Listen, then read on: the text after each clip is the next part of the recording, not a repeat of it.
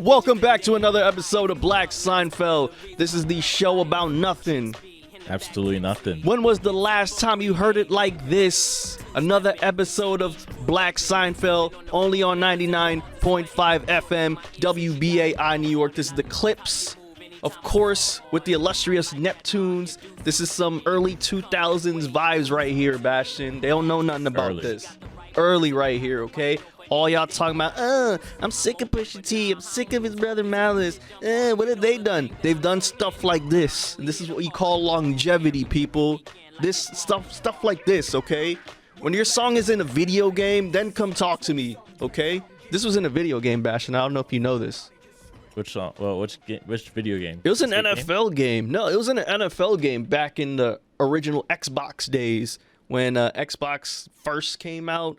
And they had their own exclusive games. There was an exclusive Xbox football game back in like 2003. And this song was the opening track to it. Like how NBA Street Volume 2, was it? Had, of course, the Pete Rock CL Smooth track. You know, and this is outside the Madden series, right? This is outside of the Madden series. Correct. This was a whole other NFL series specifically for the original Xbox, but it didn't really go anywhere because I believe there was only like 2 of these games. It was 2003 and 2004 made, but yes, in the first ever game of that NFL game, it was the Clips record. It's always about funding and budget, you know, one of the two. Mm-hmm. Maybe they didn't make enough money for their first 2 games, and they're like, all right, cut it out. Because remember, it was like that for NBA Live. Yes. And then it went to NBA Elite, and you just could never drop the game because it was just bad. Like, they just couldn't make the game.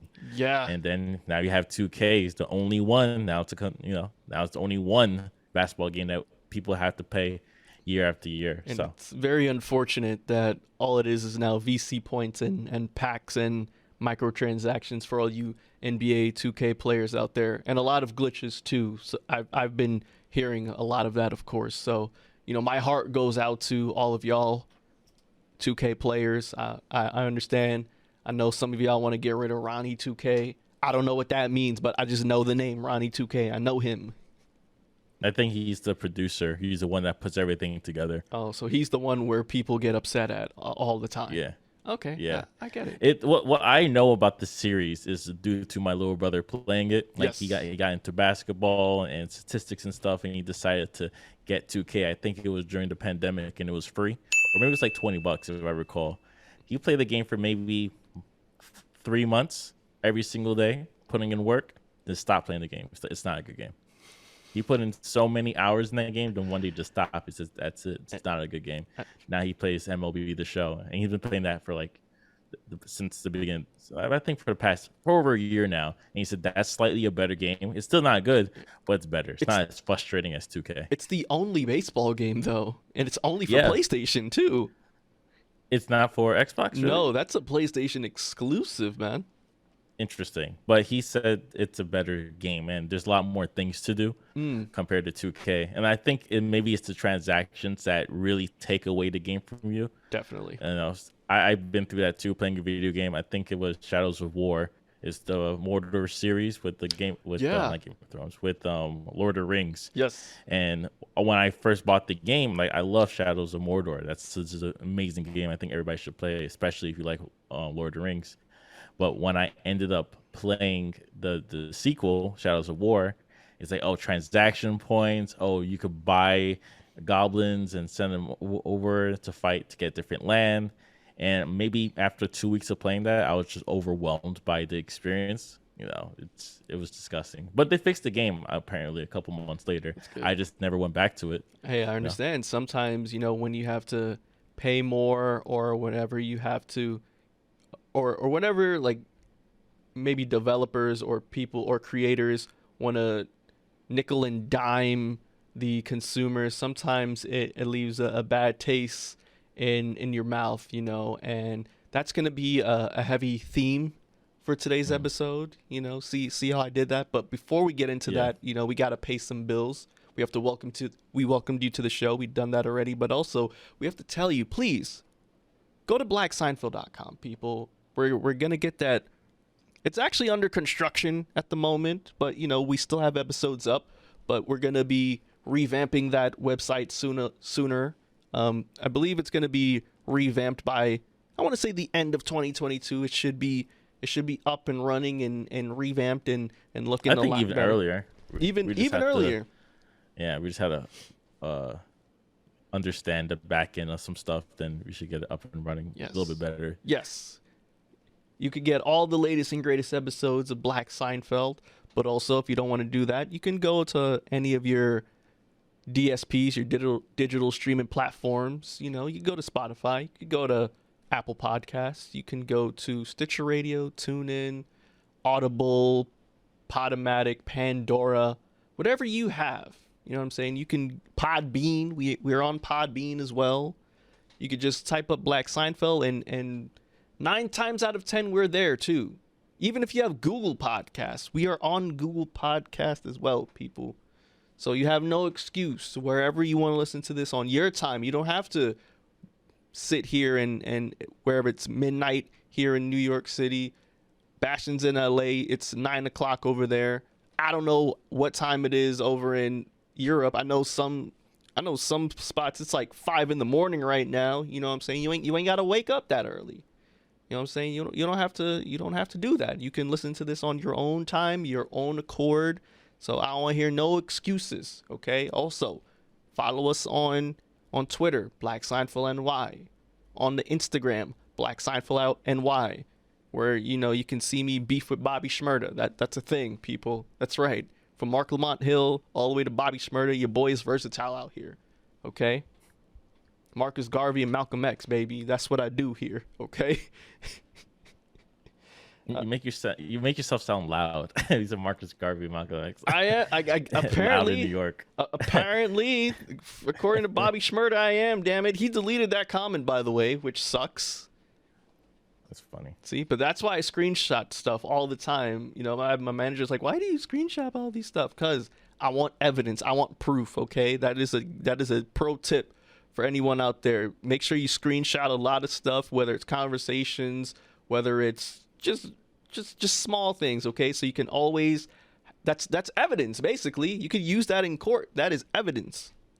You could use it in the conversation. Yeah. So anytime you or diss the New York Knicks, I could just bring up Eric Adams changed the whole citywide public mandates just for the Nets, and they couldn't win any games. How embarrassing is that, And we spoke about it. We do have episodes I could probably just bring up, and you just love to talk about the Brooklyn Nets and how they're a great team. You got KD, you got Kyrie, and it's just, a sad sight to see. So I definitely understand the screenshots. It's great for evidence in order to bring up hilarious, culture-shocking events, just in case you want to bring it back in the future. So, yeah, I totally agree with you. First off, my nigga, I ain't even let the people know. They could go to blackseinfeldny@gmail.com if they want to leave comments, if they want to send us some questions, if they want to send us some music. But you want to get straight into the fine. You're beating around the bush. Okay. I just want to be straight out here, okay? Nah, man, you said you dissed the New York Knicks all the time. The Nets, they made it to the play-ins. They won. All right, great. They got to number 7, and they got washed. I would just like to say by the opposition. I would just like to Boston Celtics. For the record, Bastion always tells me, "Hey, Gio, we need to get all of our plugins out in the open first," and so that's what I was trying to do. And you see how he interrupted me, right, people? I'm just I just want to defend myself because see, why do we do this in the black community, Bastion? Why instead of congratulating and helping one another, and congregating and saying, "Hey, black man, you should start that LLC. Hey, black man, you should invest in that NFT that looks like a chimpanzee." Why you should do that? Okay, you should do that for financial freedom. Maybe you should get into Forex, black man. Why do we tear each other down based on sports? You know what I'm saying? That's been tearing up the black community since. It's not about sports. It's about opinions. All right. When someone has an opinion that's just valid, right, or invalid, you got to diss them, right? Yes. And your opinion was invalid, and you will talk smack about the Knicks, even when Mike used to be on the show. Every time I bring it up, you always have something to say. Well, I have something to say. Got swept. Embarrassing. All right. Embarrassing. Hey, Kyrie, one of my favorite players. KD, my favorite player too. But I just would never cheer for the Nets. I can't. And I would never cheer for Boston either. But it was just embarrassing to see them go. Them brothers go out. It was like highly that. disappointing. I'm not gonna lie. They didn't even win one freaking game, bro. One game. All right, I'm sick of Steve Nash and his little, oh, everyone just give KD the ball, let him shoot. No, we need more plays than that, Steve Nash. Okay, I'm sick of this. All right, we need to. Feels like an organization problem. Yes, right? we need to very much revamp this damn team. All right, first the Lakers are just chilling in Cancun. Okay, and now what makes this even worse is the Nets finally they got in the playoffs, and I'm thinking, okay, this is finally time to buckle down and start playing some ball. And what did they do? They didn't win not one game. Not one game. They lost to the Celtics, okay? I know that's hurting Kyrie's soul right now, especially with everything that he's dealt with the Boston fans and Boston team in itself, okay? That's got to be eating up Kyrie alive, okay? And I'm ashamed of the Brooklyn Nets at this moment in life. I am ashamed to call myself a Brooklyn supporter. I am ashamed of this organization, and I'm not gonna lie. This does put a dent on the legacies of one KD and Kyrie. I'm sorry. It does. This does make you look bad. It does make you look some type of way, man. This is not good. Okay, this is not good. This is a horrible season for basketball. As far as if you're a Lakers fan, as far as if you're a Lakers fan, if you're a Nets fan, this is a horrible year. Okay, at least I got the Rangers though. For the listeners at home that don't care about sports, the best analogy for this situation would be maybe a trilogy, and halfway through the trilogy, maybe by the third movie, they changed the production team, they changed the writers, but they kept the actors the same. And when you went to see the movie, it was just a big disappointment. Like, how did you mess that up? You had all the chemistry, you had everything. It should work on paper, but apparently the organization was just not there. And by the time they were supposed to show up, nothing happened. It was the Rise of Skywalker, basically. It's the Rise of Rise Skywalker. of Skywalker. This was the Rise of Skywalker. Like, it had everything going for it. The first movie was great. Second movie had its specs. It wasn't that perfect, but it was interesting. It had its twists. Third movie it wasn't a thing. It wasn't anything. Hard to just talk about it, but that's the Nets season as a whole. Yes, I will humbly accept defeat, Bastion. You got it. I get it. I know how it feels now after making fun of you 2 years ago when the Lakers won the championship. I get it. It's not good. Okay, it's not good. So that's enough sports. It was just funny because I had to bring up the Eric Adams stuff, because he did change the rules pretty much because of Kyrie. I don't know if he felt some type of pressure to change the rules for entertainers and sports athletes that are not vaccinated, that they can play in public. It was very interesting, very weird. Yeah, because and nothing positive came out of it. Well, a lot of that had to do with, like, if you're not from New York and you're not vaccinated, it's fine if you can play. But if you're based out of New York and you work in New York, you have to be vaccinated. So that was... Well, you could do like what Toronto does, right? What does Toronto certain do? Players could not play in Toronto. Mm. They just could not play in Toronto because they weren't vaccinated. Well, see, that's a whole different country, though. That I understand. You know what? You're right. I didn't think about that. Yeah. Toronto is a different country. That is Canada, sir. See, we like to think that Canada, well, Toronto specifically is like a state because we have some baseball teams and basketball teams, but no, it's a country, man. Yeah, we have some similarities, but oh well, never mind then. Yeah, America's a little bit behind in everything. So yeah, that was just Eric Adams. I don't know if you wanted to add something about Eric Adams. That's your boy. Whoa, I never said that. Hold up, when did I say that? No, I'm just saying. You're living in New York during his years. Wow. I'm not out there. I'm in Los Angeles. Sunny outside every day by 7 a.m. All right. What's been going on in New York? Well, Bastion, I believe 2 weeks ago, I talked with you and the listeners about the tragedy that happened on the N train, which was of course, the shooting / bombing over there. And We're getting some updates now. Of course, New Yorkers expressed their frustrations with the MTA, with the NYPD. How come they're not more vigilant with things like this? There's a lot of pictures that was going around New York Twitter of police officers on their phones just chilling at train stations. Of course, they're making jokes about NYPD officers being more vigilant to fare evasions, to fare evaders, fare beaters, more than actual crimes like stabbings and muggings and that stuff on the MTA lines. And I thought that was a very fair assessment. Well, Bastion, Tuesday, the MTA chairman, Jano Lieber, had a press conference, and he said that he wants to crack down on a lot of violence that's been happening in the MTA as of late because New Yorkers do not feel safe. Although I think y'all are dragging it. Y'all are making this seem like this is the crack era. It's not, okay?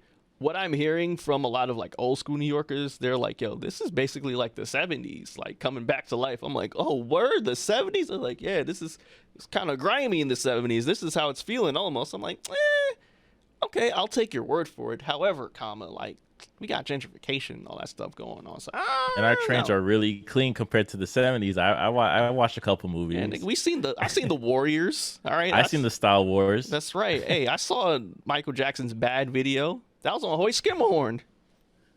I saw it Coming to America.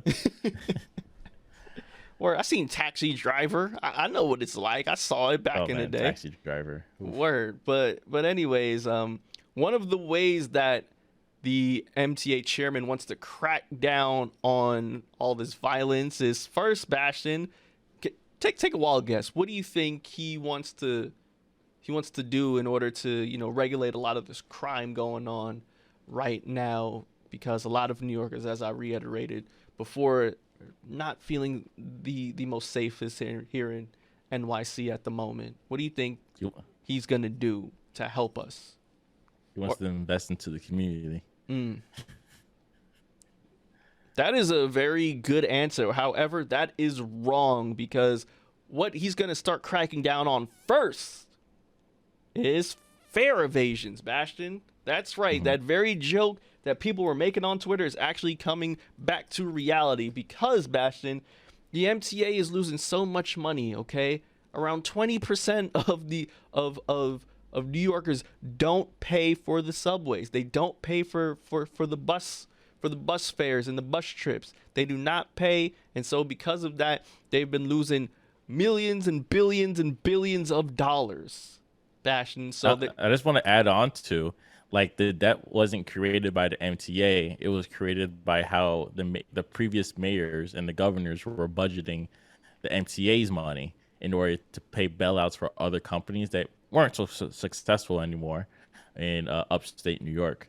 So it has nothing to do with like the MTA's messing around and they're messing with their money. I remember reading that story and I was just really confused and baffled that was a thing. That they were profitable, but now because they have such a huge debt and they need the money, and also they kind of pay people. They have great unions, so everybody gets paid pretty well. But now they can't balance the books anymore, almost just like our post office. Yeah, I think they were like highly profitable back in like the late 90s. I don't want to. Yeah, 90s. Right? It was the early 2000s thing. That was when everything changed. I forgot what company they had to bail out, but they used the MTA money to bail them out. Mm-hmm. See, I know my New York history, people. But yeah, Bastion, fare evasion, fare beating is going to be the first thing that they tackle because they're losing a lot of money on that. And I remember watching this on the news, just being completely baffled and taken back, like, bruh, seriously? So, of course, the big issue with fare evasion is who the MTA is going to be targeting, as always. And we already know who they're going to be targeting.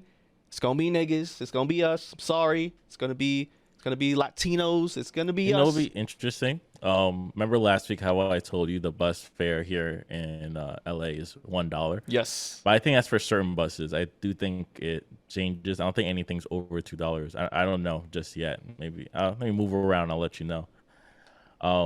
it would be a little bit more interesting if the MTA lowered the price from $2.75 to even $2. Back to $2? Yeah, Oh, because it's one of those things where that was an error. it no longer feels like it no longer feels like $3 because $3 is a lot, It is. especially when you go every single day. So if you bring the fare down, Adds up. it will more likely get people to pay. So when you have more people to pay, you actually will make more money. And then, of course, you got to think about people who use the weekly unlimited, get the monthly unlimited. That stuff adds up, man. That And yeah, you got to lower those prices too because you want people to use it more. It doesn't make sense to raise the price, less people will use it. Now you're lowering. Now you're creating tax evasion. The whole thing is to create a price where a lot of people will say, okay, $80 a month seems decent. More people will pay the monthly. And that's the best direction you want to go. But I'm a business major. I don't know anything. that does make a lot of sense.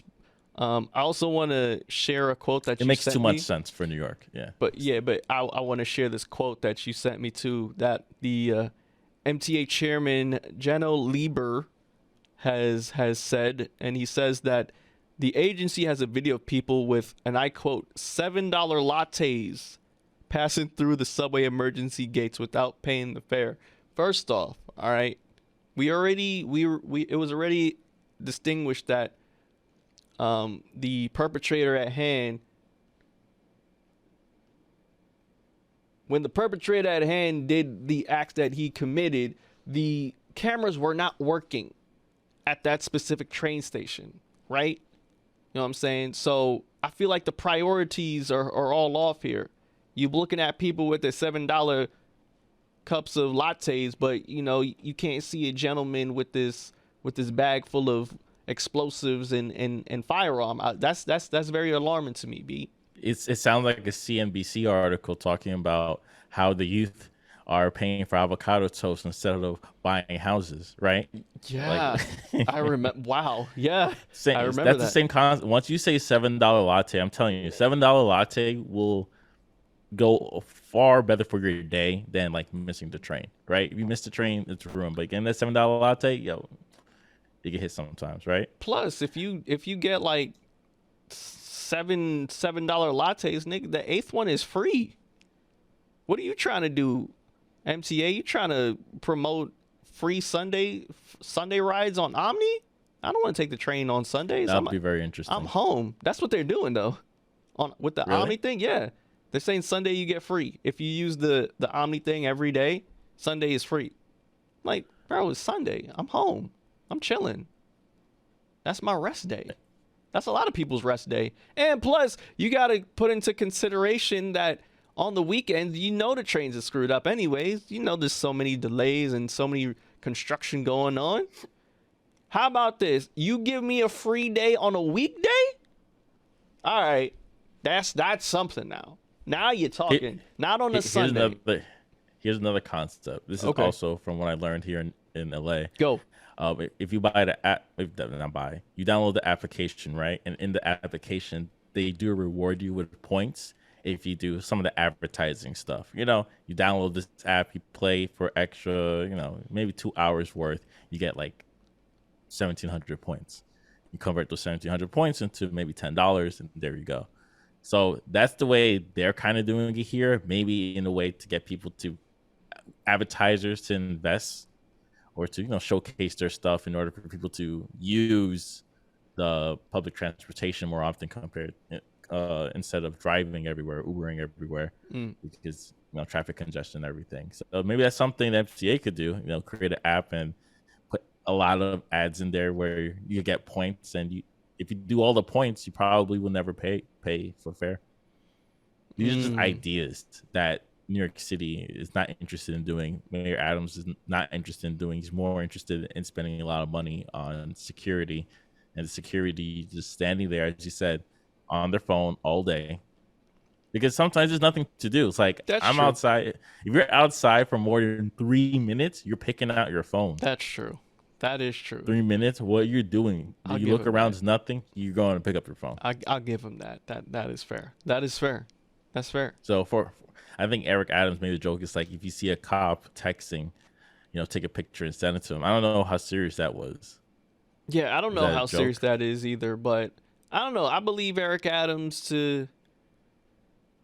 I don't know, man. He was hanging out with ASAP Rocky, and I don't know. We'll see. I don't know. Think Rocky giving him some ideas? Maybe. I don't know. I don't know, man. Hopefully, Get some hope MTA ASAP wear. It says caution. everyone is giving Eric Adams crap already.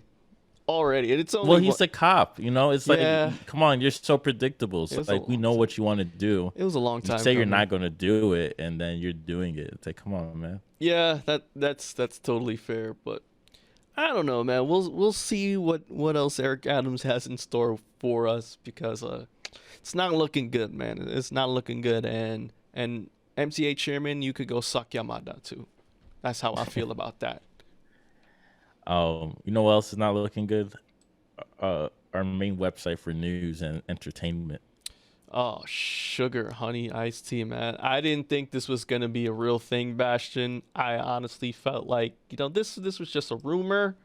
Okay, this was That just wasn't a rumor. It was a statement. He announced that he wanted to buy, I think maybe $54 per share. I don't recall the amount. right, but I thought the nigga was joking. Like I just thought it was a joke. I didn't think he was serious, but no, It'll be illegal for him to say he was joking. really. Yeah, it would be illegal because then the price of the stock will go up, and he owned 10% of the stock. So Oh, if you were to like sell, like the amount and the value went up, so it'd be pretty bad if he did that. So he wasn't joking when he's now privatizing Twitter. that's right. Bastion's former boss, Elon Musk, has now bought Twitter. It is now a thing. It is set in stone. He 100% owns Twitter now, people. And I don't know if you know this, Elon Musk's big thing right now is freedom of speech, the freedom to just discuss whatever ideas, whatever topics they may have, a person may have. He is down with the First Amendment of the United States, which is a good thing, but also it can be a bad thing. And Yeah, it could, yeah. I can see this going left immediately. I know there's a lot of people that love Elon Musk, but also there's a lot of people who hate Elon Musk. And the people who are detractors, He's like Jesus. it is like Jesus, and the people that have their detractors of Elon Musk, I feel like it's fair. It's justifiable. Okay? And the people who love Elon Musk, they love the future that he wants to portray, like that freaking tube that gets to New York to LA in like 30 minutes, which still waiting on that, you a-hole. Anyways, but also a lot of people like Elon Musk for the fact that there's this belief out there that he may be able to bring back a certain former 45th president back to Twitter, and there is going to be a rise in a lot more right-wing ideology, if you will, on that platform as well. Bastion, I'd like to know your takes on my thoughts and these stances and opinions, please. Thank you. Well, you're talking about the Hyperloop, which is, I think at the end of the day, you should just make a train station.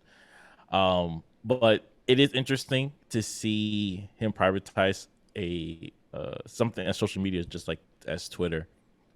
Twitter's not profitable. It's kind of weird to pay $44 billion for this application. I think it's 45. $45 billion for this application that are not profitable. If you listeners, if you ever watch the TV show Succession, this is on HBO. I do recommend checking it out. I could only imagine, based on the TV show, how it works, how the conversation happens, and how Elon has to put up.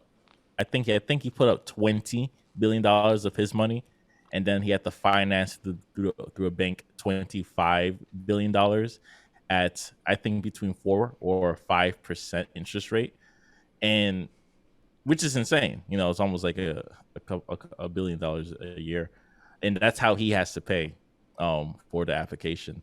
So it is interesting that he will buy Twitter. It's like, why this app, and will it make you money? No. Will it lose value the same way that Jack Dorsey's NFT lost value for the first tweet? Yeah, I think so.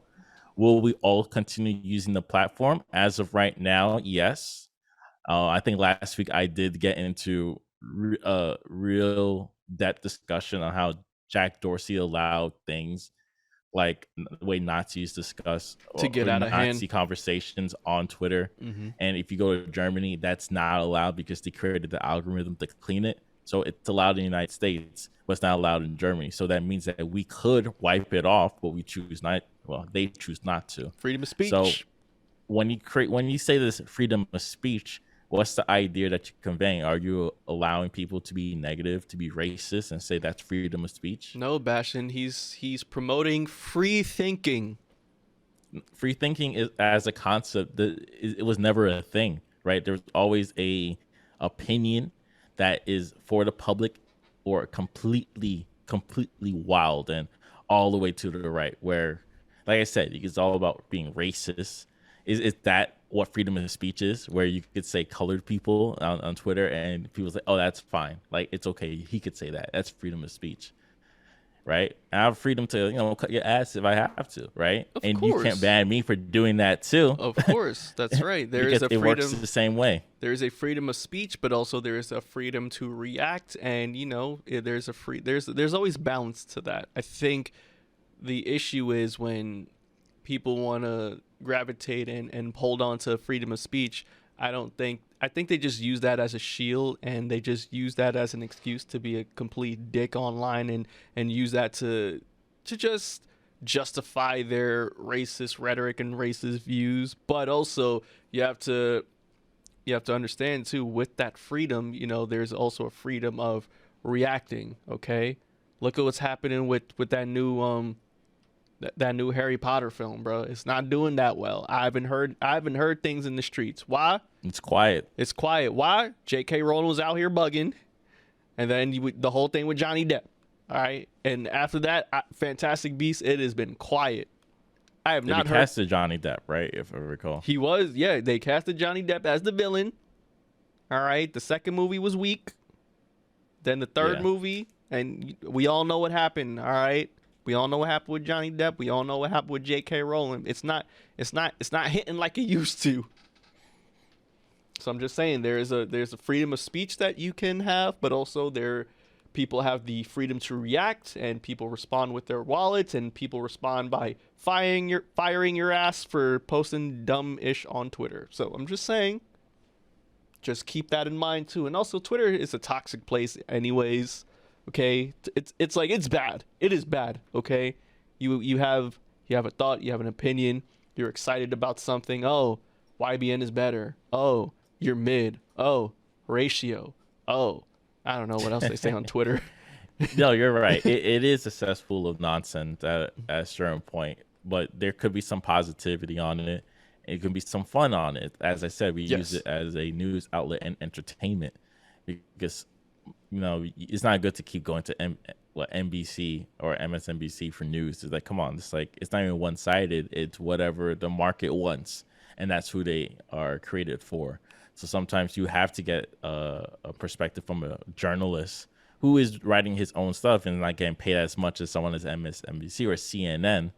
But I do think it's instant. It's easier to share, and come on, it's like, you could really ask someone, it's like, what website did you were you using when you found out like they killed Osama bin Laden?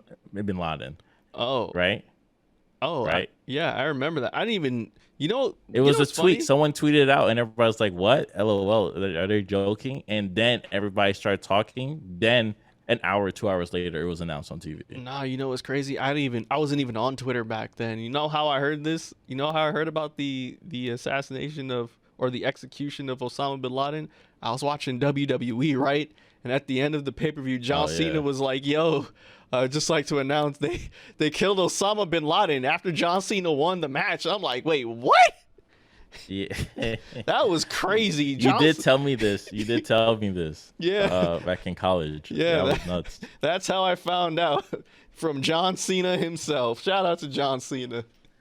So, yeah, all right. So something similar of that magnitude, you will find it on Twitter first nowadays that is before true. it reaches every other outlet. That's even like even if you write an article, you will want it to be trending on Twitter first in order to reach as many people as possible. Facebook is still a thing, but Twitter is where instant impressions are, especially if you're a company and you want to see how people comment, react, reply, and different stuff. Yeah, if you're a company, political figure, you can always tweet at these political figures and share your opinions on whatever it is that they're reporting, and share whatever reaction you have about their opinion, like like I did with Mark Lamont Hill back in the day, like a couple of months ago. Yeah, it wasn't a couple months, it was like a month ago. Yeah, it was like a month ago.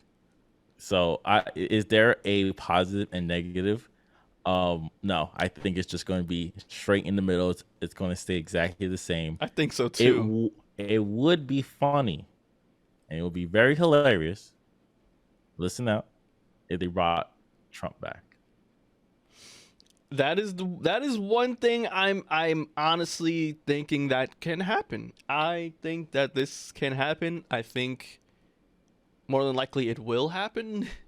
And once that happens, bruh, you thought 6ix9ine coming out of jail was crazy. Wait till you see this mother lover Trump come back on Twitter. What? With all of his tweets too? From 2020 and 2021? No, it's still there. It's still there to this day. They didn't delete the account. It just doesn't have access to it. Oh, okay. Yeah. I thought they deleted the account. President.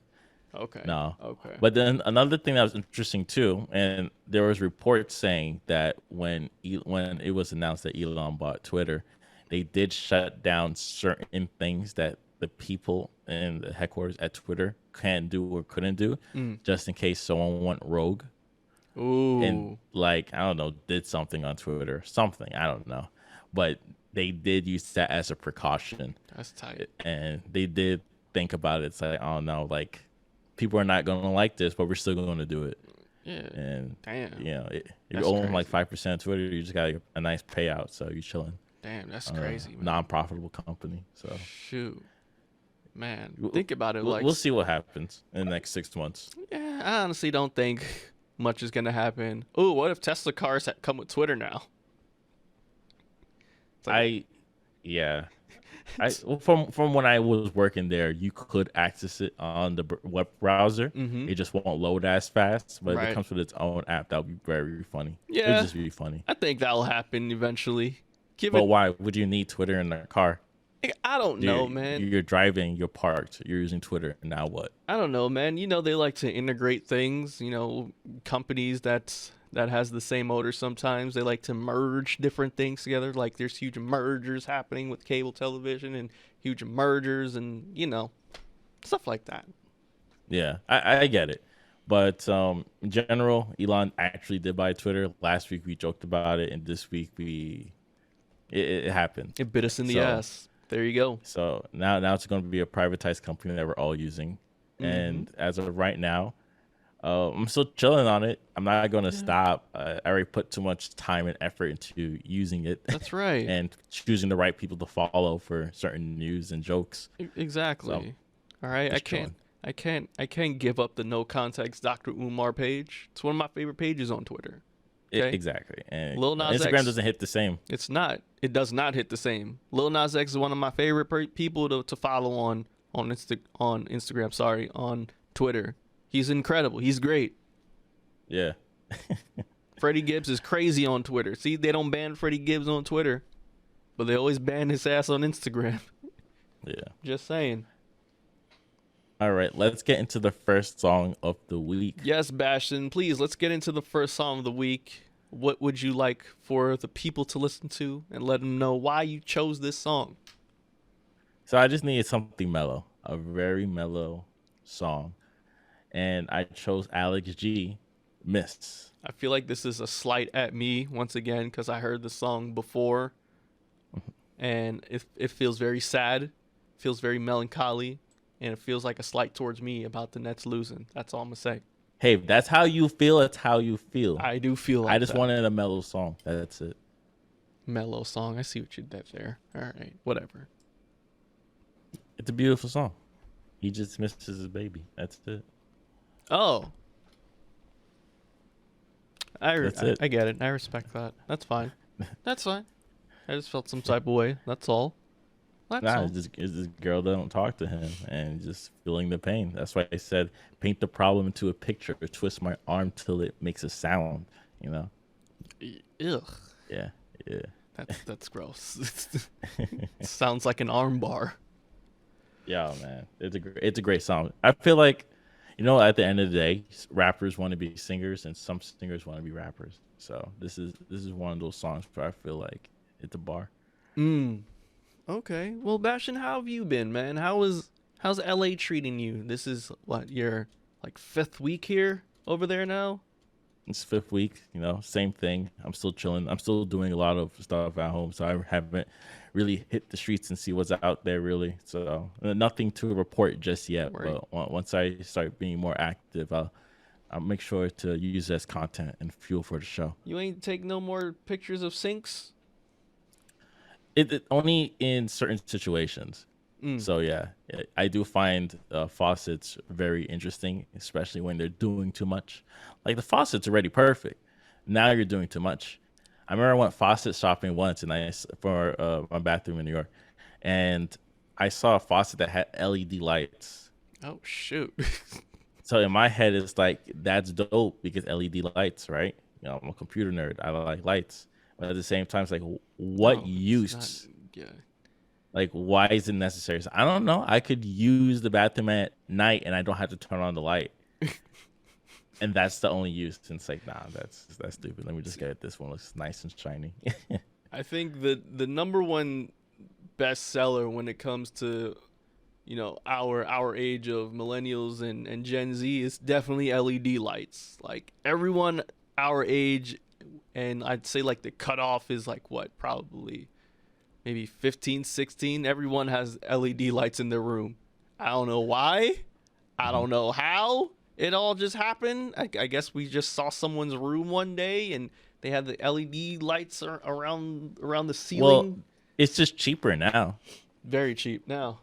You go on Amazon and you buy those Strips. Was it 6 feet strip for $20, and it's easy to paste. Not even paste, it's like a adhesive. Put it under your desk or put it under your bed to have a floating bed concept. But you could walk into somebody's house and you could tell they bought the cheap LED lights. Just letting people know. Damn, Bastion. Why you LED shaming now? No, well, if you buy the cheap ones, I will have to shame you because it doesn't look nice. It looks like little dots because you have to make sure it reflects properly on the surface. That's how you put it. You're not supposed to make it upstanding until you can see it. It has to reflect somewhere nice. Not everyone can afford luxury, Bastion. We all have to start somewhere, okay? At least, put it in the right position. That's it. That's all I'm saying. Like, put it in the right place so you don't see it. If you see it, don't even use LED lights, bro. As a young Jaden Christ once said, can't we just discuss the economic troubles that's affecting us in the world? I understand. You know what's affecting me right now? A lot of these streaming services. And it's just painful to see where we've come. During the days of Hollywood videos and blockbusters, you wanted to either borrow a video game. You remember we used to borrow video games at Blockbuster. That's right. Or you just wanted to get a family movie to watch, just to watch with the family. And then, after that whole era of borrowing movies and games from Blockbusters, it was the GameFly before you buy. You get to rent different movies and video games. It comes to your house this time, and then all you have to do is just put it back in the pouch, ship it back off. You get the return tape and stuff. Slap that sucker on. You know what I'm saying? No late fees. No late fees. You know what I'm saying? That was one of my favorites. Of course, you had the Redbox. Redbox was huge back in the day. You go to your favorite store, Stop and Shop, Walgreens, Walmart. Go to that little Redbox. $1 will get you as many movies as you want. Love those concepts. Just a quick joke on late fees and how they're really, really bad because people think it's profitable. It's like, no, the New York City Library had late fees forever. And once they removed it, maybe a year, a couple of years ago, they started getting books like returned. And I remember reading an article when they said, I actually got a book from like 1960 or 1955 that was borrowed from the library. And I was like, yeah, it makes sense. So they're now receiving these old books from that far back. And it's like, yeah. So removing the late fees was the best thing the library has ever done. And it's just funny because they're now getting books back. Because it's a shame. Like, you're shaming yourself to getting these books. And same thing for Netflix. It's hilarious. They gave you no late fees, and you thought it was the best thing ever. You were no longer shamed. Oh, man, yo. When I read what I read about Netflix, it freaking hurt my soul seeing how far Netflix has come and how hard they are just plummeting at the moment, because once competition came in, they were screwed, man. But I just want to go back to the very beginning of Netflix, man, because I was a Netflix OG, Bastion. This really hurts my soul, okay? Because I remember before Netflix even did like the video streaming, like it was a thing back in 2007. But of course, you already know that the internet wasn't like that back in 2007 yet. You know what I'm saying? Back in 2007, you finally had DSL, so you didn't have to do the freaking broadband thing. It wasn't like that for everyone, mind you, but it was new and it was innovative. My mom didn't have to kick me off the internet to use the phone anymore. I didn't have to do that anymore, man. Back in 2007, all right? MySpace landline. Imagine talking on a landline. Exactly. Crazy. For an internet? Kick me off for a landline? Exactly. MySpace was popping back in 2007, okay? I'll never forget it. And I remember seeing Netflix a lot on just commercials, man, on television. Basically, it was similar to what Blockbuster was, right? But instead of, videos, of course, it was DVDs. And instead of going to a store, calling Netflix to get these movies and to get these sporting shows or whatever, you know what I'm saying? It comes to you. All you have to do, sign up, put in your address. You get to pick up to like 4 or 5 movies, right, at a time. All right, it comes to your house, you watch them all, and then you get 4 or 5 movies. You're paying like $25 a month, like that, right there. Yeah. No, it was cheaper. It was like $18. I was paying the cheapest one. It was like one movie every 2 weeks. Really? Nah, I got like 3-4 movies at a time. Interesting. So yeah, I get like 3-4 movies. A lot of the time it would be like wrestling DVDs and all that stuff, and just different movies. Funny, Netflix still offers that service. Yeah, they still do offer that service, actually. I never met anyone that uses that. Yeah, but it's not even called Netflix anymore. It's called something else, but it's still Netflix. Really? Yeah. Interesting. So yeah, that's how I first found out about Netflix, right? And I was still using that DVD service up until, I want to say, like 2010, 2011, when they really started pushing this video streaming. And I don't know about y'all. I don't know if y'all remember this, but back then, right? Like you just transited over, like, you know what I'm saying? It was like a effortless transition from. I remember it was from the $7.99. Right. Or you could pay for both, right? It's like if you want both, it'd be $15, but if you pay for one, it'd be like $7.99. Exactly. And so I dropped the DVD thing, and I was like, you know what? Let me go see what this whole video streaming was about, right? And back then, before a lot of like companies got pervy and to like owning their content and having their own streaming service, you had stuff like, of course, Seinfeld was there, South Park was there, Family Guy, basically all the big TV shows, The Office, and some big movies were there. Not quite like all of the big blockbusters were there. You had some blockbusters and a lot of like B movies. Not gonna lie, okay? Yeah, you got like every Adam Sandler film. Yeah. The classics, the good ones. Right, the good ones. And so like I'm going through it and I was thinking, wow, this is like really cool. There's no ads on it, which was huge, okay, because there was another competitor to Netflix at the time that was also very young too, and Hulu, which I also caught really early. It's like back in, because Hulu started doing their service back in like 2008, but I really started getting into Hulu like 2010, 2011, where it was like free for like a couple of months first, right? But it had ads though. It was basically like television. But Netflix, it was like no ads, and then I'll never forget, like they started doing their own exclusive Netflix content. I think the first one came out in 2012. I didn't watch it. I think it was like called Lilywood or something. I never watched it, but the first one that I ever watched was the second ever Netflix original show that came out a year after that in 2013. And that was, of course, the now disgraced Kevin Spacey with House of Cards. House of Cards. I think I'm gonna say Orange is the New Black. No. House of Cards was the second ever one that came out, and then yes, Orange is the New Black and all that stuff. But no, House of Cards was my ish first passion. It was awesome that first season. That was the film that brought Kevin Spacey back.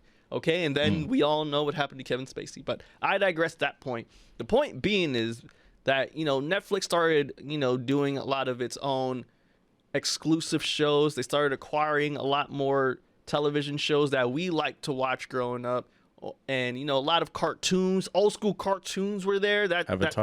Avatar, The Last Airbender, Mighty Morphin Power Rangers, Yu-Gi-Oh, Digimon, Pokemon. You know what I'm saying? They started bringing a lot of that stuff into the fold as well, cartoons.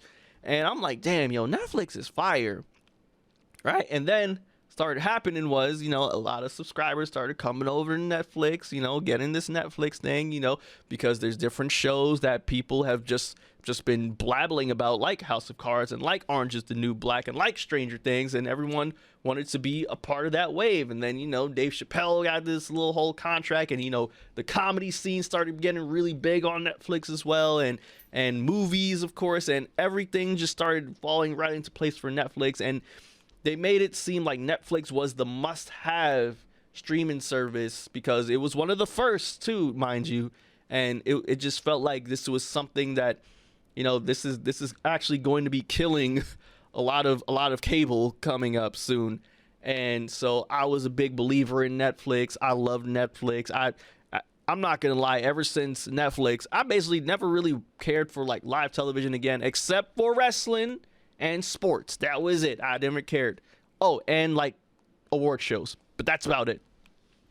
So what started happening is the more subscribers Netflix was getting, the more content they were pumping out. It started to get more expensive. Hey, instead of $7.99, pay $9.99. You get HD and da-da-da. I'm like, all right, cool. You know what? I don't mind the upcharge because I'm liking this service. I have an LCD TV now. Right. I got an LCD. I don't have that giant hump in the back no more on my television. Okay. I get it. I understand it. Okay. If this is going to, if you really want to just lay the game down on this streaming service, if you want to, increase the quality of things, I get it. It's going to cost more. I will happily pay you that $9.99 a month. Okay, cool. And so, all right, well, started charging me more. It's like, all right, now we gonna charge you what, $13 a month? Then it's like, it's now up to 15. And so every upcharge, I'm like, all right, cool. I'm still enjoying the content. I'm like, for me personally, I like the true crime stuff that y'all been doing. Y'all brought back Unsolved Mysteries. Whether it's fake or not, I don't care. It's a good show. I like all the, Making a Murderer, all that stuff. Don't Mess with Cats. I love all that stuff. But see, now Netflix, you playing with my emotions, man, because if y'all don't know, Netflix's latest memo is what they're doing right now. Well, not now, but what they're going to be doing is they're going to be introducing ads to Netflix now, people.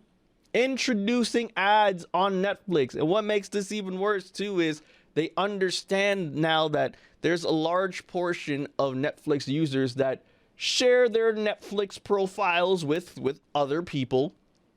Okay, You know, they get to make they get to make their own little profile or whatever. You know, say if you have family members, say if you have a friend, who doesn't want Netflix, but you know they got Hulu, or you know they got HBO Max, or they got Peacock. You know, we do a fair trade. You know, hey, I give you my Peacock password, pause, in exchange for the Netflix password. All right, cool, we good. That's what happens, you know, because, you know, a lot of these streaming services, you get all of them, and now it add up to a freaking cable bill. So Netflix is like, oh, we don't like the fact that y'all be sharing y'all passwords and da da da da da da da. So what they're trying to do as well is they're trying to find a way where they can charge like a one-time fee if you want to add on a profile for someone, or if you want someone to you know, use your password and all that. They're trying to add on a fee. And guess what's happening now, Bastion? Oh, I'm sorry, and I forgot this. You have stuff like Hulu, you have stuff like Disney Plus, you have stuff like Peacock, you have HBO Max, you have all these streaming services coming out now competing with Netflix. And guess what's happening, Bastion? Netflix is running scared because there's a lot of good content out there on these streaming services now. And a lot of that stuff that was once on Netflix, it's not on Netflix anymore. It's on the streaming services now. You know, you can't get South Park like that anymore. Now it's on freaking Paramount Plus or whatever. You know what I'm saying? You can't get Rachel Maddow or Wolf Blitzer. It's on CNN Plus. Wink, wink, wink, wink. We're gonna talk about that later. So Gio did a very good timeline on like the beginning of Netflix and the humble beginnings of Netflix. Damn it! When it came out and how it just gravitated because it was the right thing at the right time. Like you no longer had to. Same thing about music services. You no longer have to look at your way to find it online to download. It's already there for you, and all you have to do is press play. So it took away the searching process that the consumer has to. Usually, it's like a labor. It took away the labor pains for the consumer. It's so right it was there on your easier to television. attain. It's on your television. You don't have to go outside. You don't have to create a membership. You don't have to return it. It's already there. Just press play. Right. Now, and then David smart Sims television came out too. I'm sorry, Yeah. smart TVs came out too. And a lot of the time with smart TVs, guess what was the first couple apps that was on your smart TV? Netflix. Hulu. Especially on the remote. Like I Right. have the Samsung TV, and there's literally a Netflix button on there. Nigga, like my brother got Roku or whatever the hell it's called. There's a Netflix Yeah, button. Roku. Yeah. There's a Disney Plus button. Hulu button. Interesting. So, David Sims from the Atlantic wrote an article, and the title is called "The Netflix Bubble is Finally Bursting," and the concept and the subline is the days of seemingly unlimited new content from a streamer appear to be ending. And I do find it interesting, and this is kind of what capitalism produces at the same time. When you create something interesting, a great idea, other people want to make money off of that idea as well. Capitalism creates competition, people. Never forget it. Quote unquote. And we're going to explain, like, sometimes it doesn't create competition, it makes things worse. So in terms of Netflix is like Spotify, right? Netflix has 200 million subscribers worldwide. Yes. They have enough content, and they're always adding new content, removing and adding. And they know how to create content for each region. So every region has different things, because that's how ownership on certain like license works. So recently, Netflix raised the price of their subscription Again. And during their meeting, they said for the first time they actually lost subscribers. They lost roughly 200,000 subscribers, and they're looking for later this year to lose 2 million more. Now, in my perspective, it could be due to the pandemic. Maybe they brought new subscribers due to the pandemic, and now those people that subscribed are no longer interested because they no longer have time to continue subscribing. Or maybe they know someone that has it and they just started borrowing it off of them, and maybe that's how they started cracking down to see, like, oh, okay, so this person used to have it, but still, I don't know if like they could track IPs, or they talked to our internet providers to see like if this person's using a lot of energy with Netflix. Because if you remember a couple years ago, they wanted to create a separate lane for streaming services, so you pay extra for internet and you get that HD content. So we can't even do regular lane. Like out in LA, we got the worst internet in the United States. One of the worst internet, not the worst. There's a lot of a lot of states in the Midwest that really have no internet. But it's pretty bad. So you want to create a hyperlane, and you can't even do that. So as Gio said, they're trying to crack down on password sharing, and just because of that, the stock lost roughly $54 billion in value. And I thought that was interesting. But at the same time, I thought, like, maybe they'll just push away from that and just continue trying to be Netflix. But no. The biggest thing, and this is why I wanted to talk about Netflix, the biggest thing is they no longer want to spend crazy amounts of money on TVs and movies. So any type of passion project, for example, like The Irishman, like they're not interested in doing things like that anymore. Another movie like Blight, for example, that's Max Landis, and Max Landis had a lot of allegations, and it wasn't a great movie. It was really weird, and they wanted to do a sequel, right? Mm-hmm. Of course, they canceled the sequel. Of course, the headlines would say Will Smith movie was canceled. No. That Blight was canceled for a bunch of other reasons in the back end that has nothing to do with a Will Smith slap. Okay, they're just trying to make you click that headline.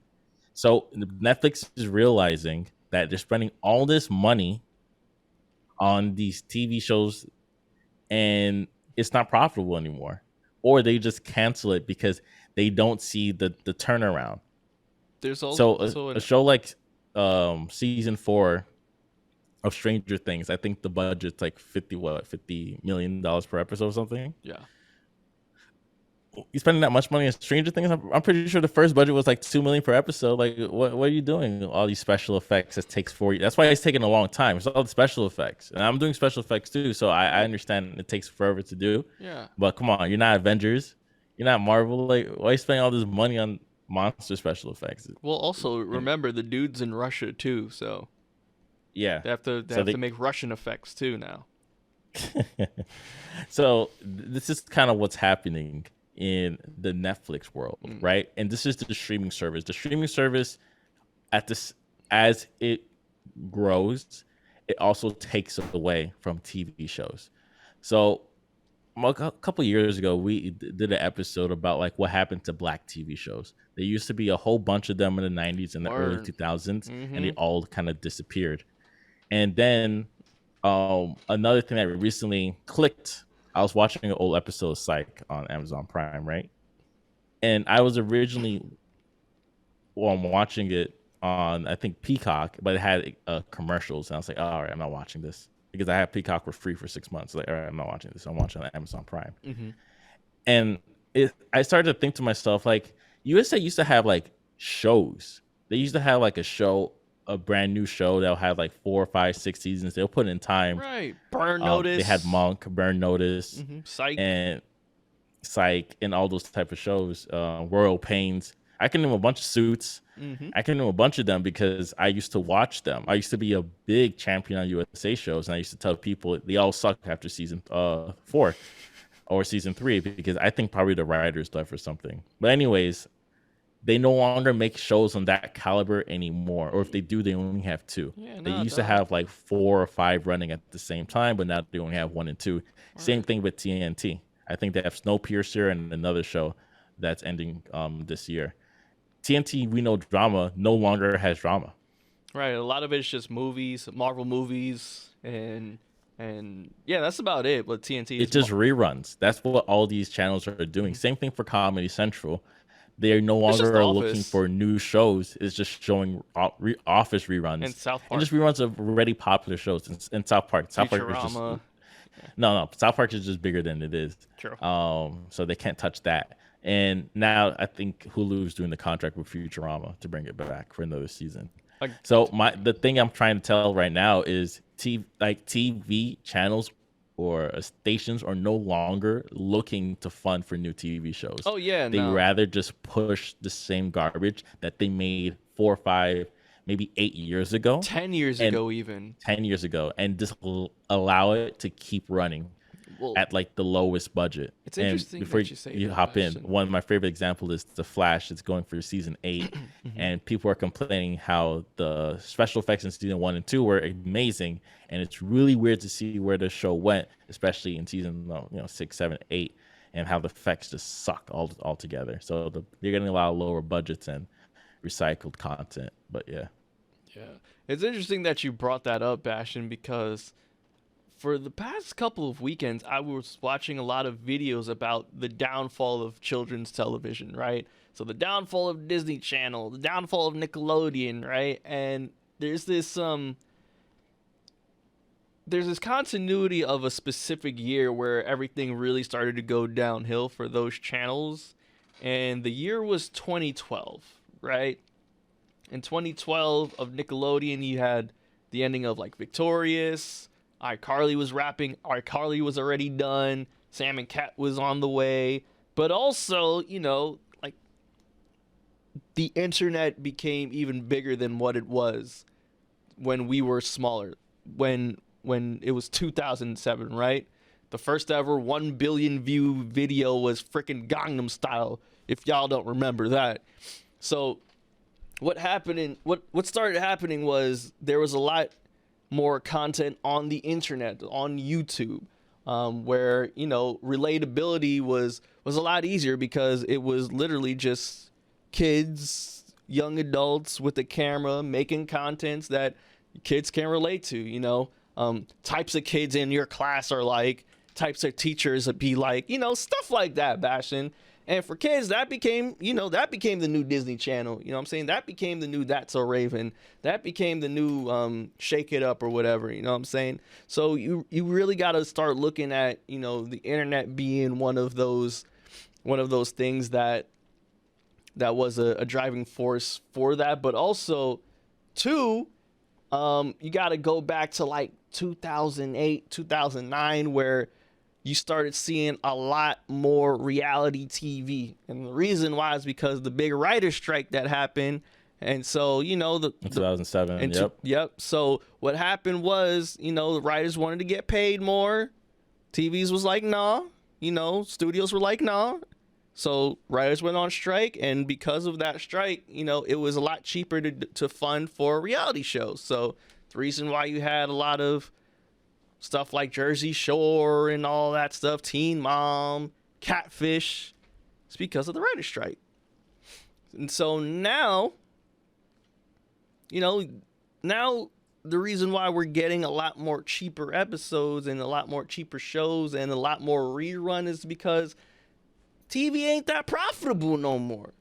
You know what I'm saying? A lot of the stuff that these companies are doing now is they're saving stuff for their little streaming services. That's where the new thing is at. That's where you're getting all the exclusive content now. That's where you're getting all the exclusive shows that you want to see. It's now on the streaming platforms because they realize, this channel is dying, and that's the reason why you keep seeing Office reruns on Comedy Central instead of some new things and new content. But the channel's not really dying. They're no longer producing new content, or they're not creating ads for eyes to be brought to that channel unless it's live sports. Because anything live entertainment is where they want to push. That's why NBC got the contract with the World Cup that's going to happen in later this year. Oh, that irks me so bad, by the way. In the winter. That irks me so bad. You will need to have Peacock in order to check out on certain games. Right. And I think that's hilarious. But irks me. I do see that as a problem for culture, right? Yes. Because if you're limiting different channels, right, and they all have their own budgets, they all have their own casting director, they don't have their own writers and production and everything. We're missing different stories and different ideas, and we just have to hope that somebody in HBO sees light in this show when it should have been like an NBC show, or it should have been a TBS show, right? Or maybe it should have been an NBC show, and it would have been just perfect that way. But it's kind of sad to see that's the direction that TV is going, and as you said, it's more involved in the streaming service platform, and that's where they want your eyes to go. And I do digress. In certain situations, I do think it works better. Like Disney, for example. Fine, if your Disney Channel hasn't done well because they stopped producing like real good cartoon shows and live action shows, but they're more interested in pushing their Marvel and Star Wars. Boom, Disney Plus. That's where it's at.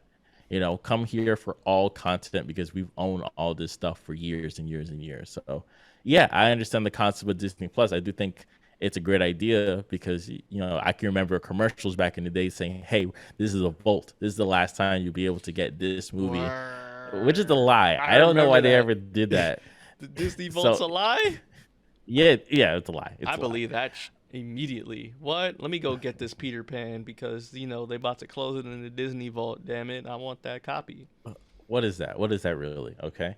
But in terms of like where TV is going, that's kind of the problem that I'm going to see in the future. So when you say YouTube is the new TV, it's like, yeah, because this is where people could push their content, where they could get ads revenue and they can, make money off their ideas. Of course, the budget isn't the same. They're not using the film set.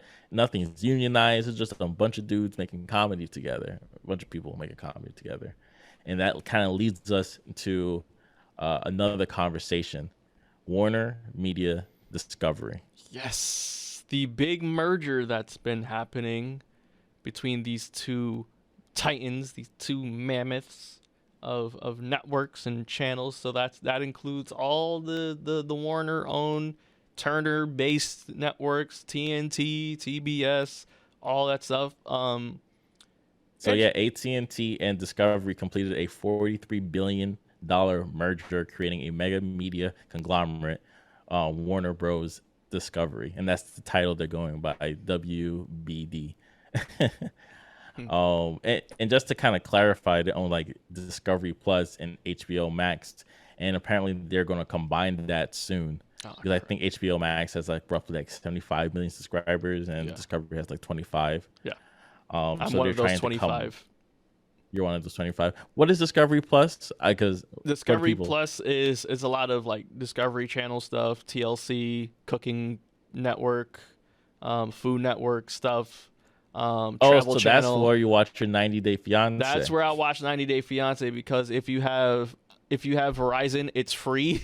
Discovery Plus is free, so I'm like, hey, why not? Man, I like 90 Day Fiance. Let me just get Discovery Plus for free. Interesting. That's nasty. It is nasty, but I would never pay for Discovery Plus. You know what I'm saying? I got it for free. Thank you, Verizon. It's the same way for being HBO Max. I got it for free. Right. Because I already pay for HBO on my TV, so I get it. And they're combining into this mammoth conglomerate streaming service, which is weird. Which is really weird. Yeah. But at the same time, I think it's all normalized to us because Sprint fused with T-Mobile. Now it's just a bigger T-Mobile with no contract. Mm-hmm. AT&T and Singular did that merger. See, hey, Generation Z kids don't know what Singular is. Word, they don't know Singular. They don't know the orange figure. The orange figure that looks like a hand. Yes. Logo. Yes. So, yeah, and my parents had a Singular cell phone when cell phones were almost a thing. Mm-hmm. So it was very interesting. And it's kind of interesting because the CEO, David Salov, promised they will find $3 billion in cost savings across the new company post the merger. And that is my big concern of this $3 billion savings, because this is how I learned about this merger, right? There is a show that is near and dear to my heart that was on TNT. It debuted on TNT, now it's on TBS, and that is AEW Wrestling, Bastion. All right? And AEW is a nice alternative to WWE. WWE likes to say that, this is sports entertainment. So it's a lot more theatrical. It's a lot more glitz and glam and fireworks and pyrotechnics and all that stuff and costumes. And AEW is more professional wrestling, so it's a lot more in-ring action, and that's something, I enjoy watching in AEW, right? And so this would not be the first time where there is a merger happening. So, i.e., remember when AOL and Time Warner made that huge merger? Yes. Back in like 2001. Yep. Ironically enough, there was a wrestling show on Turner's networks, and that was called WCW, right?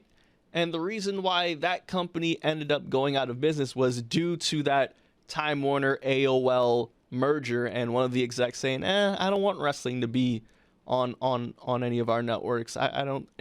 Wrestling is beneath us. So that was the ultimate, nail in the coffin for WCW. And so I'm kind of nervous right now for AEW because, all it takes is for one exec to be like, they're doing great numbers. AEW is doing great. Dynamite's doing great. Rampage is doing great. But I don't want wrestling to be on our network, for the rebrand. I don't think that's what we want here at this new what is it called? WBD? Yep. So I'm nervous for my show. I'm not gonna lie. I'm nervous. I am nervous because this isn't the first time this happened, Bastion. I'm scared. Hey, it's the same thing for like Charter Communications, which is Spectrum, which is Comcast, and I think it's Warner Brother. Time Warner Cable. Whoa. So that was when they kind of fused back in 2016, if I recall. These mergers it's not beneficial to anybody because they don't seem to improve the product. All they do is try to eliminate competition and find savings across the board. So when you would think like Warner Brother and Discovery, you say, they'll just build more content. That's not true. Now they'll just have one house of content instead of making multiple houses, which is what CW11 was supposed to be, 2 houses in one. But instead, they just canceled all the black shows, right? And then they kept producing the same shows over and over again. Some good, some terrible. And if they found, a diamond in the rough, they'll just kind of keep pumping it until it no longer shines. Damn. Flash example, same thing for Arrow or anything DC. Shout out to Smallville, man. That was a good ass show, and then they ruined it. Yeah, season 1 through 8 was pretty much where it was interesting. Fire. Villain of the week is annoying, but I did enjoy it. It was a fire ass show. I'm gonna rewatch Smallville. Is that on HBO? Yeah. I gotta get HBO. I'm gonna wait for. No, it's not on HBO. It's not I was Smallville. It's a CW11 thing. But yeah, that's pretty much like where TV is going. Just recently, I think TNT and TBS, which is under the Warner Brother umbrella, canceled all their up and coming shows. So anybody that had like a contract or up and coming show just got canceled. It's like they're no longer looking to add new shows onto the TV service. They're more focused on the media. Yep. And Dynamite's that's what I mean. still Like there. TV shows in the future, everybody's gonna be wondering. It's like, whatever happened to TV? We used to have so many options. Now it's just bad. Or TV shows end after season 1 because it didn't hit the profit margin after the suspending on budget per episode and after overdoing the ad revenue. And I don't know. This is what's gonna happen. So hey people, start reading books. That's all I'm going to say. That's the future. Books is the future. You can't remove books. Amazon books. You write a book and put it on Amazon to buy. Yep. Hey man, that's what it was before. You can't stop that. You can't stop that. You can't stop books. But that's what Amazon was before. Yeah. So yeah, exactly. Just go back in time, and what's crazy? The Lord of the Rings has a TV show that's up and coming. With Amazon, and so far it roughly cost $465 million. I believe it. I believe it. It's Lord of the Rings, man. Whenever it's Lord of the Rings, of course, the sets are going to be crazy. The costumes are going to be crazy. The scenery. I believe it. It's going to be... Yeah. I should finally read the book. Yeah, definitely you should, man. Yeah, but that we just wanted to quickly talk about TV streaming, and in the next 5 years, you're going to wonder why the quality of TV shows and movies it just decreased tremendously, almost the same way like music, for example. Not saying like music is bad nowadays, but there's no longer looking for new hit interesting sounds. It's more of algorithm TikTok performance that we're getting in this era. So songs under 3 minutes is the idea of music, and of course the artist will advertise a product. So that's kind of the era we're in with music, and it's going to be the same thing for TV shows. And as you all know, we don't rock with women who F with niggas on TikTok. Just saying. We don't do that. Things there. What, in TikTok and the music? Yeah, no, I'm saying no. We don't rock with women who F dudes from TikTok. What are you talking about? That's a Pusha-T bar, sir. Oh, okay. Okay. He said that directly? He did say that, he man. Did. He said that directly. He did. Yeah, and that, you know what, that will lead us into our next topic. But before we get into the new Push album, please check out this song. And this is the intro track to It's Almost Dry, Pusha-T. This song's called Brampton. Check it out. That was Pusha-T, Push a Ton, Brambleton, off the new album. It's out now. I'm happy it's here. It's almost dry. Take a listen to it. Now available on all DSPs. And welcome back to the final moments here of Black Seinfeld, where we like to talk about music, talk about what's going on in the rap game, you know, new albums, new things in them. Right, Bastion? Yeah, of course. And this is Pusha T's fourth studio album from his first one after him and his brother no longer go by the Clips anymore. Pusha T is now doing his solo career. The first album, My Name Is My Name. My Name Is My Name! And King Push. And I think we spoke on those albums back then in college when we were doing Side by Fire. What was it? Trial by Fire, Set It On Fire. Trial by Fire. Set it on fire, fire. So that's kind of where we started before doing this on radio. Our humble And then, beginnings. of course, we did a Daytona review when that came out back in 2018. That was the era where Ye was doing a lot of 7-song albums. And I learned a lot from Daytona. I learned a lot about if an artist, a rapper, is there in the studio and knows how his songs are supposed to be, it will come out as magic. Hence, that's why Daytona was one of the better pieces during those 7-track eras. And then, 4 years later, we have It's Almost Dry, which is a very interesting story of how it was created. It was kind of birthed due to the pandemic. There was a lot of time and space where people weren't moving, so he was able to travel and stay with Pharrell. And they were able to work on a couple songs together. And he was able to do the same thing with Kanye, where there were a lot of beats laying around, and he was able to get on those tracks. Some tracks Kanye is on them for a reason. But he was able to kind of create this left and right thing where you have Pharrell tracks and then you also have Kanye tracks. And I like listening to Pusha T's interviews because he's able to explain how Kanye likes the bars from him and how Pusha T likes the way he uses his flows and language. And while you're listening to the album, you could definitely tell who's producing what based on like the energy, the way it sounds, and pretty much the vocal performance that Pusha T is giving. So, Gio, it's been almost a week since the album came out. What is your initial thoughts? My initial thoughts with Pusha T is, Pusha T is one of those few rappers, Bastion, where, there's only one thing that we expect from Pusha T. Well, two things. We expect really good bars and really good coke raps, okay? Especially now that the whole music cycle is on Fridays. When I came out of work that day, the first thing that I wanted to listen to when I left work was Pusha T. I wanted to know what it was like to feel like a drug dealer, pushing that weight, pushing that coke, okay? I have a philosophy that I like to live by. It is Friday. Why the hell would I want to listen to J. Cole on Fridays? Okay, and there's a reason for that, okay? No disrespect to J. Cole, but, Fridays is a weekend. You feel free, okay? You want to I don't know. It's either you wanna dance pan a gal, or you wanna be one of the biggest dope dealers in the game. Okay, and you wanna shoot everyone. That's just how it is, people. I don't make the rules. It's either party or do something heavily illegal. And Pusha T,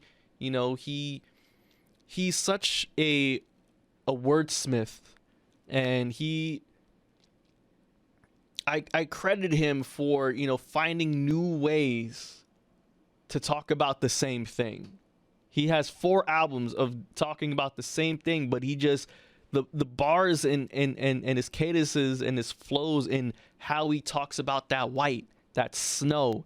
It is really impressive, and it can't be like he makes it so effortlessly, but like to me, like this can't be easy for him to like, okay, how can I outcoke myself on this one? Because it to me, like it seems like he makes it look effortless, but it can't be that effortless when it comes to Pusha T. Okay? I do see it as like how Jay-Z does it. I think using Jay-Z as an example with Pusha T is a great example, because as you progress in your career, you could talk about things a little bit more, because now you're getting older, more mature. You have different perspectives on certain things. And that's why I feel like this album also pushes for a push. Um, in terms of he was able to really take it back to what he did, especially calling out certain people in the album. And pretty much the third verse in the song we played in Brambleton, he was talking about somebody he was working with during that era and how they were dissing him on Vlad, and he was very confused about that situation. It's like, we were doing a lot of stuff together. This is weird. So it's pretty interesting for him to kind of convey those type of ideas that he has, and something that he couldn't talk about in the first album back in 2013, but he's able to talk about now in 2022. Yeah, and I remember we were talking about some of our favorite bars from the album. That's my number one favorite bar right there. That was it. Especially Which when one? when in the third verse in Brambleton, when he was talking about that situation of that gentleman bringing up the past activities that Why Michael kissed Fredo in Godfather 2? Yes, loved it. For those of you who don't know, okay, Godfather 2, one of the best movies ever made. Michael and Fredo were I think they were in Cuba, and someone is trying to set up Mike or whatever, and he found out that it was Fredo, and so Mike kissed him on the lips. He was like, "It was you, Fredo. I still love you though. You're my brother. Happy New Year." It was crazy. Fredo got shook. He was running away. Mike hopped in the V. He was like, "Fredo, you're still my brother. Come here." Killed that nigga at the end, man. That was great scene. I loved that bar. I was like, yes, movie reference. There's another movie reference which I loved in the first verse.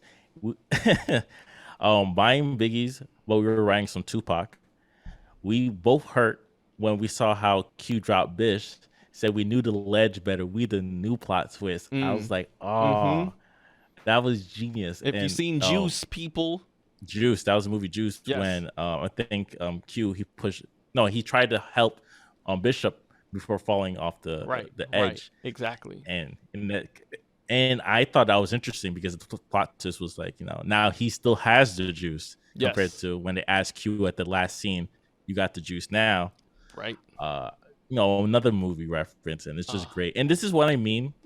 When making music, compared to Fabulous, right? Fabulous is able to make bars that will make sense for the content or the time period that it's in, right? Yes.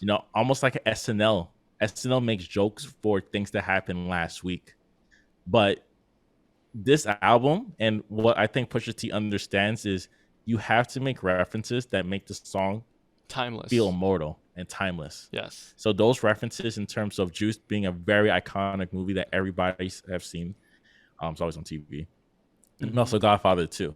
So that's just an idea of what type of person and artist that Pusha T is and how he creates his music. I heard something similar like a couple of days ago, right? I believe it was Dr. Dre, right? He said that, when you're creating a song, it is important not to mention any like modern cars, right? Like cars that came out in that specific year, because you're gonna be dating the record. You know, if you mention like a classic car, right? If you mention like, I don't know, a freaking Maybach or I don't know, a freaking 69 Charger or something, you know, that's a lot better because, you know, those Yeah, are if you said classic. I7 BMW. Right, exactly, because it's a timeless car. It's a timeless. It's going to keep the song everlasting, rather than you talk about the new Jeep Wrangler in a car in a song. Yeah. So that's why he could say, I got I got him, baby. I'm Jim Purdue. Mm. You know, Purdue is the meat, like Yeah, Purdue chicken, Farms, chicken. and I'm the cocaine Dr. Seuss. Yeah, yeah. You know, those are just iconic names that you just can't forget. Mm-hmm. Mm-hmm. And it's just very, really interesting. This is like how he's able to just do this song after song after song. It's pretty interesting. So I don't know if you know this, Bastion, but there is a different version of "It's Almost Dry Now." It's called "It's Almost Dry." Pharrell versus Ye, and so basically it's just a switch up of different records of the album. So instead of Brambleton starting, it is Let the Smokers Shine the Coops, which is one of my favorite records. That's starting it off, and then followed by Scrape It Off featuring Lil Uzi Vert and Don Toliver. Then Neck and Wrist. Which is the weakest song on the album, in my opinion. Scrape It Off? Yes. Really? Yeah. I actually think it's rock and roll, but that's just me. No, I like rock and roll because I'm a fan of the hit.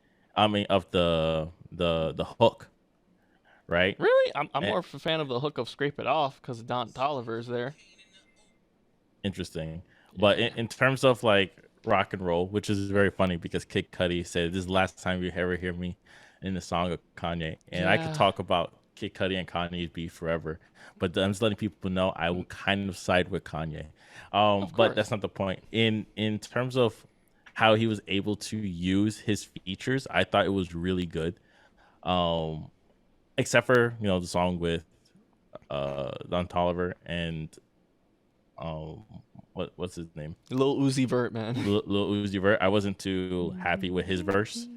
It feels like a throwaway song. If anything, that's the most throwaway song on the album. But everything else could stay. You know, Okay. Call My Bluff, and you Yeah. know that's just he's 1-800 able to call my- convey a better message in those other songs than that one. You know, in one of my favorite songs, Call My Bluff, he said, I wish my sometimes I wish my fan was more like J. J. Cole. Cole's. Yeah, I remember that. What is that supposed to mean, huh? I'd like to know what that means. Do you want your fans to, I don't know, be more educated? Because it seems And I like, think more like promote you all the time. oh, You know, it's like people that listen to Pusha T, they listen and, you know, they chill. But J. Cole, I think the way they talk about him is always like top 10, top 5, top number 1. Is he somebody's favorite rapper, right? But Pusha T, he's the rapper's favorite rapper. that is true. That is true. That is a very true statement. I've actually seen Pusha T live back in this was a good year, 2018, and you know, that was in the thick of the classic Pusha T Drake beef, and I saw him live. It was great. His energy, he sort of has like similar to Jay-Z in a way where, you know, he doesn't have to do much in order to get the crowd pumping. You know, all he has to do is just rap. You know what I'm saying? He sounds like the song. Yes, he sounds exactly like the song. You know, he doesn't miss a beat. Like he's fully into what he's doing, and you know, he's just there rapping. Like that's it. That is it. Like he doesn't do much, but everyone was rocking with it. Okay, I'll never forget that. That was a good performance. I was kind of upset he didn't do Story of 80 Dawn. That would have been tight, but he didn't do that. He did Infrared, and then he left. I think one of the biggest, I will call like a plot twist to the album, was actually getting a Malice or No Malice verse at the end of the album for I Pray For You, which is a beautiful hook with Lambert. Right. And he's making his names again because I think he did a song for the TV show. Was it HBO TV show that was in there? Yes, it's Euphoria, Bastion. Euphoria. Yes. I didn't watch season 2. I was not interested in that show. I hate that show. Was boring as hell. In terms of the song, I thought it was beautiful, but once we got the Malice verse, I was like, oh yeah, this guy could still do it. Of course, he can still do it. Did he out rap his brother in this track? Maybe, I don't know, but it seems it's not. I was just astonished, and I was like, he's still able to do it. That's all I have to say.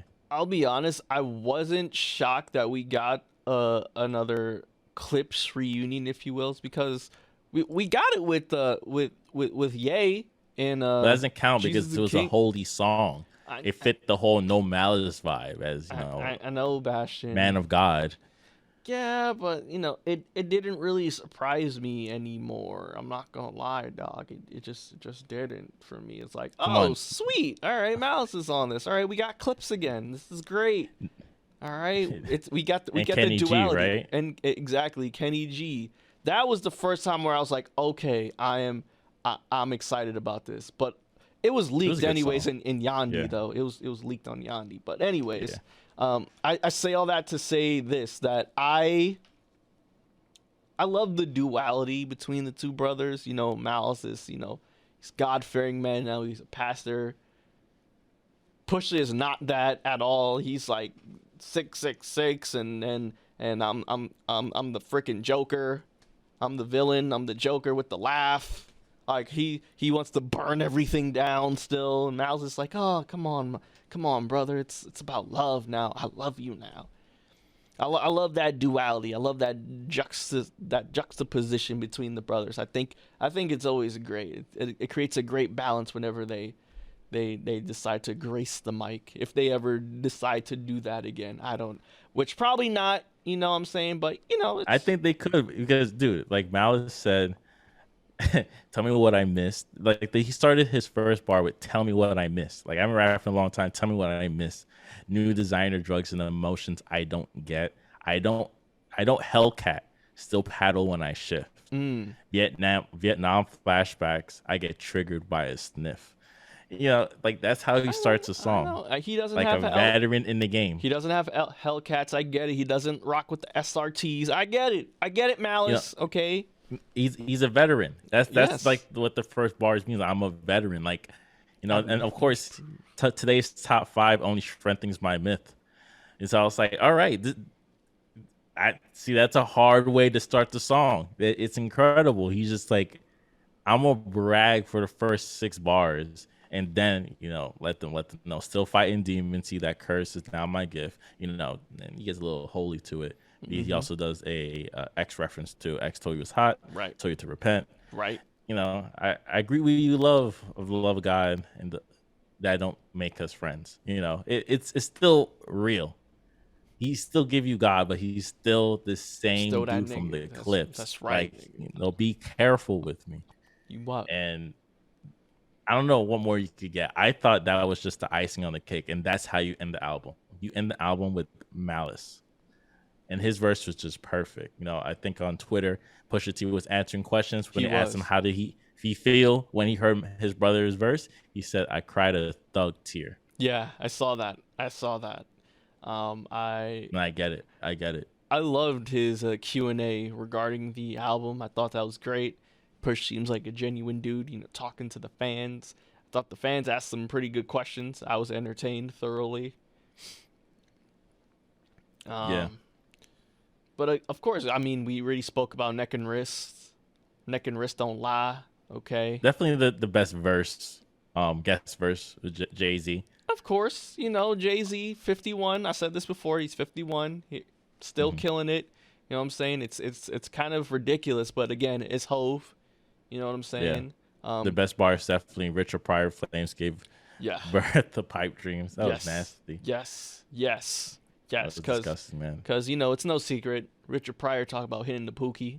Okay, we know, we know. He was open about that in his stand up. Which I enjoyed that metaphor. Damn, they're really talented. He's really talented. That Pusha-T. What more can he do when it comes to the coke, man? What more can he do? I do feel he gave us the weakest song, one of the weakest songs on the album, Diet Coke. It's still a great song, but it's definitely the weakest song in the context of everything else. That's fair. But I think that's cool. I like when the hit single isn't the best song on the album. Hey, man. That's a big plus for me. I like that too. It's like what we say with Kendrick Lamar all the time. Swimming pool. I can't stand swimming pools. But I get it. It's one of his biggest records ever. It's a must. He plays it all the time. But personally, That's why the third verse in Swimming Pool is necessary. The extended version. Same thing for I Love Myself. I Am. Yeah, I love myself. He won a Grammy for it. He did. And then while he's performing the song, the crowd is talking because they don't like it. And then he did the Negus. Yes.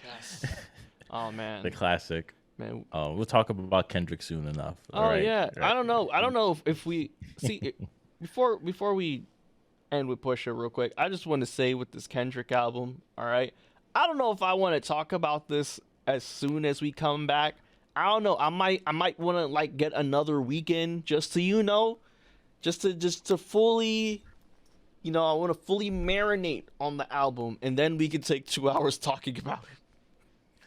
Hey, I fully get it. Pusha T, I probably feel the same way. I don't know if I'm early talking about it in this conversation. There's so much to dissect, especially for these bars. Like, Pusha T is one of those type of rappers, when you buy the record, you hope that the lyric book comes with it. So you'll be able to read while you're listening to it. And I don't think they do that anymore. I think the last album that came with lyrics was Tyler, the Creator, Igor. Yeah, I think so too. That I bought, personally. But in terms of the album overall, it's definitely one of the best rap albums of this year, and there's a lot of great music this year. So much great music that's coming out, man. I'm happy. 2022 is looking like one of those years, man, where that can be compared to 2016, 2017. I think 2022 is going to be up there, man, because coming soon, baby. This Friday, the Toxic God himself is coming back, people. Future Gotcha. Hendrix. That's right. I Never Liked You. That is the name of the album. I Never Liked You. You already know what time this man is on. With the title like that, Bastion, this man is on demon time. Let me just talk about real quick some of the track names, all right? I'm That Nigga, Keep It Burning, For a Nut, Puffin' on Zooties, Gold Stacks, Wait for You, Messaging Me, Chickens, We Just Want to Get High, The Way Things Is Going. Come on, dog. This is going to be super excited for the new Future album. Every toxic nigga's anthem. Stand up, okay? Future, I can't wait for this album, okay? I live vicariously through you because I am reformed in my old ways. I am a gentleman now. You see the turtleneck people on YouTube. That's right. That means I'm sophisticated. I don't do those things anymore. I'm a grown ass man now that doesn't have 7 kids like Future. But that being said, this is Black Seinfeld, the show about absolutely nothing. Please check out our older episodes on any streaming platform service. All you have to do is type in Black Space Seinfeld and you'll be able to see our older episodes. I do recommend checking out last week's episode where we talk pretty much the same thing we spoke about this week. But in terms of our social media, we're on Black Seinfeld NY on Twitter and Instagram. We're going to do some more things. And hey, if you have any questions, you listen to the Pusha-T album and you have your opinions you want to share with us, feel free to email us at blackseinfeldny@gmail.com. And hey, Gio, do you have anything to let the people know? Future album comes out this week. This is the last week of April for us. We'll see you again next week when it's actually, I think we're going to be recording on May 4th, Bastion, Star Wars Day. We got to think of something for Star Wars Day. We got to think of something. I don't know what, but we got to think of something. Very interesting. So, yeah, and we're going to play this beautiful song by Idris Muhammad. The song is called Could Heaven Ever Be Like This?